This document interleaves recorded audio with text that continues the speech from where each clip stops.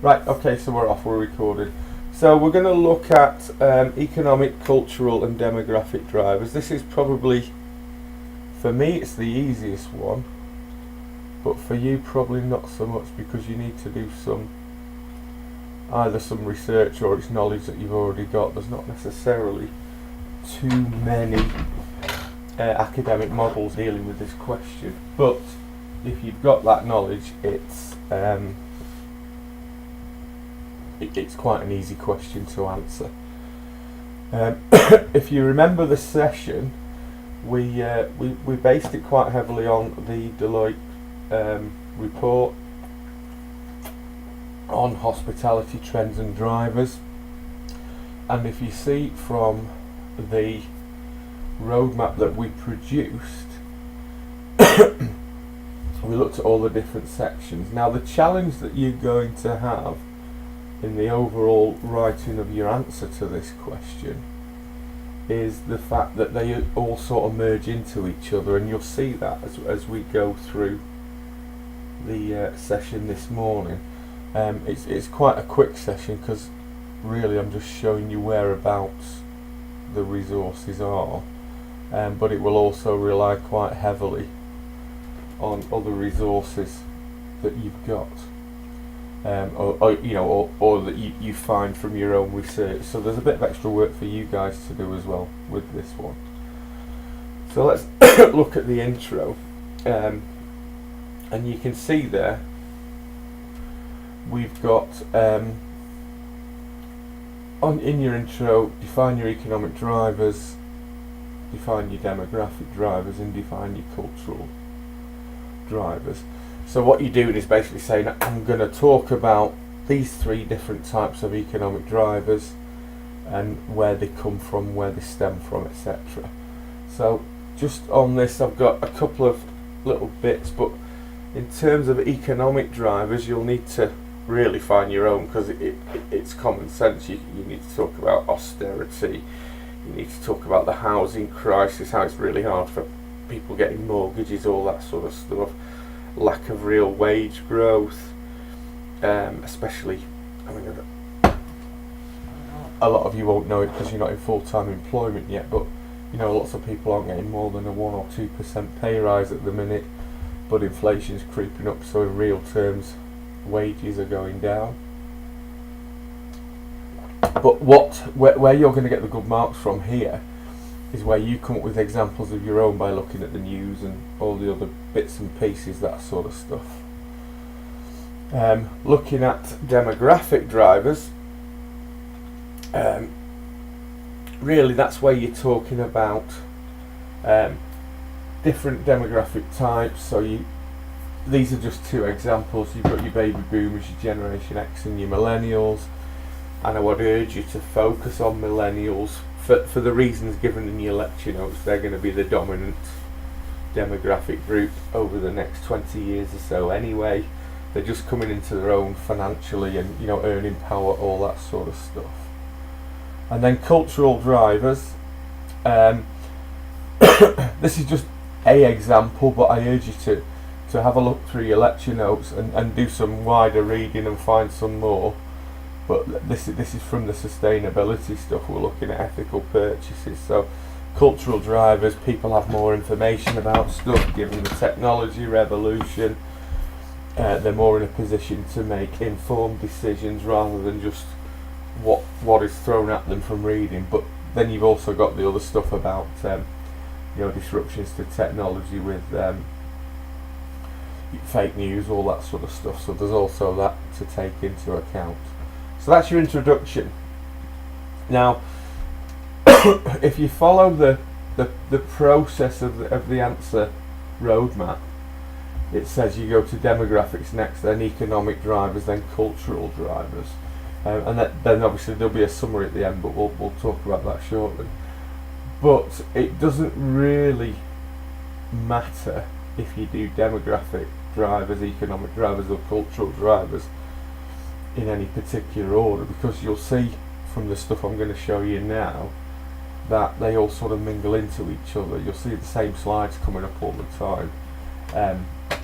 So really, how you craft your answer is where you get the marks, because it's about how you put together your answer with all the information that's available to you. So not just from, I keep saying this, but not just from the lecture notes. Do some wider reading, look at the news, that sort of stuff, and that will give you little nuggets of information that you can also throw into your answer. But just for the purpose of today, we'll do demographic first. So under demographics, we've got Gen X, millennials, baby boomers. We've got talking about technology. We're talking about what millennials want, and we're talking about facts and figures. Now, facts and figures are important because they do lend credibility to your answer, and even if it's just within the lecture notes I've given you, there are plenty of facts and figures that you can go on. So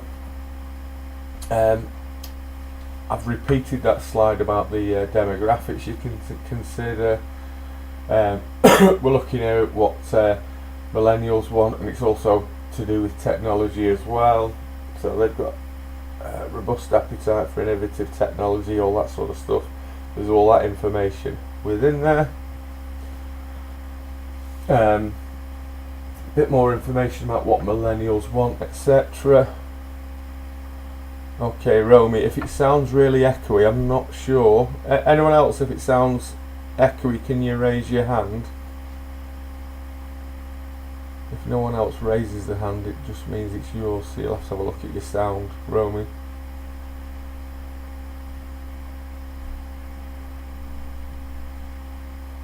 Yeah, no one's raising the hand, Romy, so it's your sound. You'll try some headphones or something. It might be that. So anyway, so it's what millennials want, etc. And then any of the facts and figures. I'm just going to put up a screenshot of the same slide that I showed you in the introduction bit. But as you'll see further on, just from that one set of lecture slides, there are loads and loads of different facts and figures that you can come up with. And I'm not expecting you to remember all of them and regurgitate those in your exam answer, but if you can fix on some key ones and be able to give me those in your answer, then that'll work just fine. So next one, economic drivers. So when we discussed in class, the two little nodes we put off economic drivers were the sharing economy and disruptive technologies. So let's just have a little look.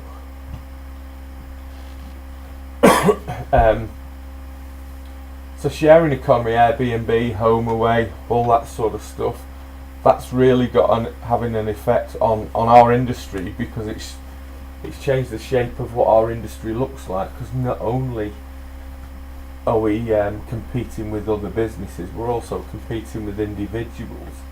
And this sort of fits with, and you can mention this sort of fits with the millennial demographic, because they want a tailored experience, all that sort of stuff. It's more personalised for them. And things, disruptive stuff like Airbnb and HomeAway, they're set up for that. So it's easy for them to do. So we have to be quite sophisticated as an industry in how we deal with that, and how we match that experience. So again, you can come back to all these things that millennials want and stuff. So as I was saying before, it's all intermingled into different bits. But you've got to ask yourself these questions. If you look bottom right of your slide, now you may or may not be able to see, it depends how big your screen is. But if you open up the PowerPoint set that I'll send to you all later, then you will, we're looking at the questions that these disruptive and new technologies are asking, and how we actually cope with those. Okay, so we're rattling through this quite quickly. We'll probably be done lots quicker than we thought, so we'll have some time for questions, I guess. Final one, cultural drivers. So we're looking at sustainability, market awareness and market demand. So again, sustainability is one of the key cultural drivers for a number of reasons. I think our industry has made it so because they've seen that as a key differentiator. But also, it's a big hot topic in the news. It's it's in there all the time. So if you're talking about this, you need to talk about its foundations, when it all started, how it's developed as a movement, I guess. But that'll generally lead you on to some market demand, some facts and figures, and we've got lots on that actually match with sustainability. In the slide deck I sent you, these are just some examples. But market awareness as well, you've got all these key trends that I gave you that you can talk about. But what I don't want you to do is just say, a key trend is sustainable fish sales boom and are set to increase further. I want you to talk around that, so you need to do some reading, or you've probably got that knowledge anyway from your responsible hospitality unit. Talk more around it and why and what's driving all these things, because that's what we're talking about really. We're talking about what's driving it, not just a regurgitation of that information. And again, this one here was quite important to me.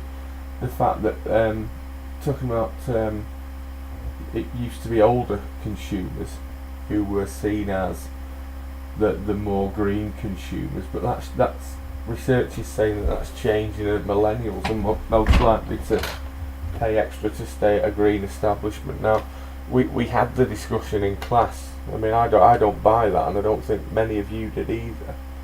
So there's certainly discussions around that to be had. I think that's the last slide. Yes, it is. So let's go back to. No, we won't. Let's go back up to the front slide, and I'll take you back to the main question.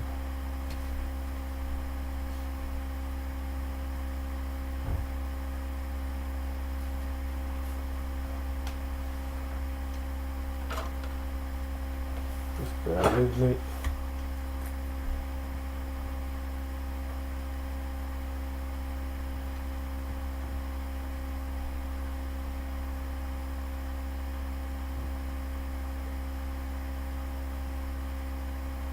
Okay, so the main question is going to be around about the topic of how economic, cultural and demographic drivers influence the way we do business. So thinking back to all those things we've just talked about, I've gone through each of those four sections: your intro, your demographics, your economics and your cultural drivers. So you've got the basis of your conversation or your discussion in your essay answer of those four slightly distinct topics, but there's the caveat, as I said at the beginning, that they can sort of merge into each other in terms of your disruptive technologies and your market demand, your facts and figures, etc. etc. So what you've got to do, you've got to have in your mind that you're not just describing what these demographics are, what the economic drivers are and what the cultural drivers are, but you're also talking about how they influence the way we do business, or how we can use this information to be more strategic in our planning or our overall operations, because that's the main crux of the question. If you look at that, the question on the left, how do economic, cultural and demographic drivers influence the way we do business? The most important bit of that question is this here: influence the way we do business. So you're talking about all these different areas, but at the same time, you've always got to have in your mind, you've always got to bring into the conversation how they influence the way we do business, how we can use that information to help us strategically going forward. So, before we move on, have we got any questions? That was quite a quick one. I'm quite surprised how quick I got through that, but I'll take your questions.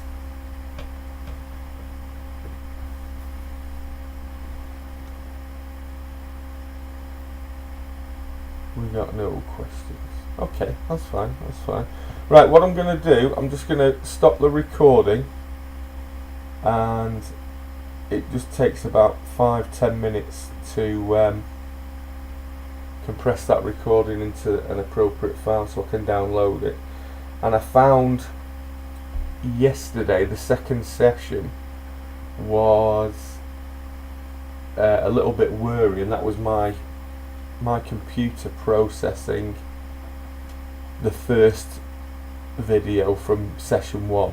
So what I'm going to do, I'm going to wait until it's fully compressed and then start session 2.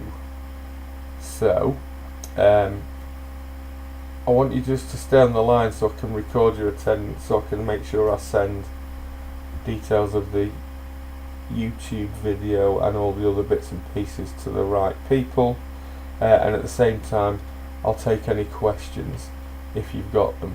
But I'm going to turn my microphone off and stop the recording so I can compress it, and then in 15 minutes we will start session 2. So that will be at around about 10:40. Okay, so but I'll stay on the line whilst that's happening, and I'll take some questions if you've got them.